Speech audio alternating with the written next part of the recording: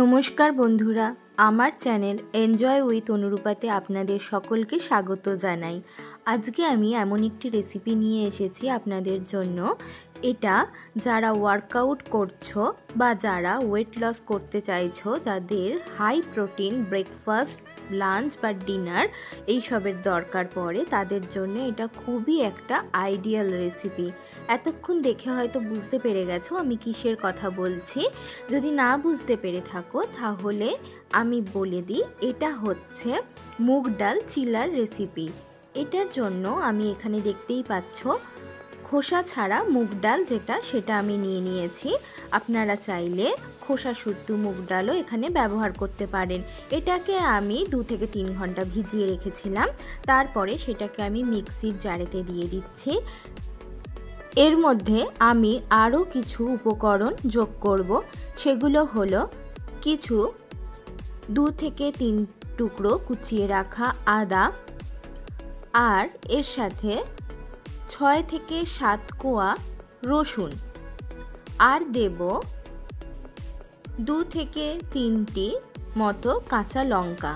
আপনারা যারা যেরকম ঝাল খেতে ভালোবাসেন সেই অনুযায়ী লঙ্কাটা ব্যবহার করবেন।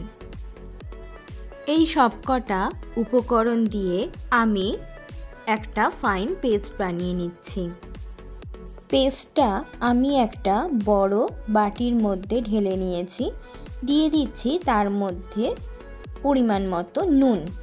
আমি পেস্টটাতে সামান্য একটু জল দিয়ে এটাকে একটা থিক ব্যাটারের মতো তৈরি করে নিয়েছি। এখানে আপনারা দেখতেই পাচ্ছেন কনসিস্টেন্সিটা ঠিক এই রকমই আপনাদেরকেও তৈরি করে নিতে হবে। খুব পাতলা হলেও চলবে না, আবার খুব বেশি ঘন হলেও চলবে না। এটা ঠিক এই রকম থাকবে। নুনটাকে আমি ব্যাটারের মধ্যে খুব ভালোভাবে মিশিয়ে নিয়ে সেটাকে আমি একটা পাশে সাইডেতে রেখে দিচ্ছি। এরপর আমি বাকি রান্নাটা করার জন্য ওভেনে তাওয়া করিয়ে সেটা গরম হলে সেখানেতে কিছুটা তেল এরকমভাবে ব্রাশের সাহায্যে ব্রাশ করে দিচ্ছি। দেওয়ার পরেতে হাতায় করে আমি ব্যাটারটা দিয়ে এরকমভাবে ছড়িয়ে দিলাম। তার উপর থেকে কেটে রাখা কিছু কুচো পেঁয়াজ দিয়ে এরকমভাবে খুন্তির সাহায্যে একটু চেপে চেপে দেব। দিলেই কিছুক্ষণ পরেই আমি একটা দিক হয়ে গেলে খুন্তির সাহায্যে তুলে উল্টিয়ে উল্টো দিকটাকেও আমি খুব ভালোভাবে ভেজে নেব।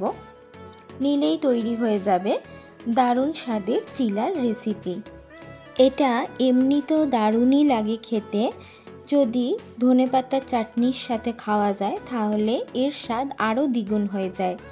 ভিডিওটি ভালো লাগলে একটা লাইক করবেন, বন্ধুদের সাথে শেয়ার করবেন, আর আমার চ্যানেলটিকে সাবস্ক্রাইব করে আমার পাশে থাকবেন। ধন্যবাদ।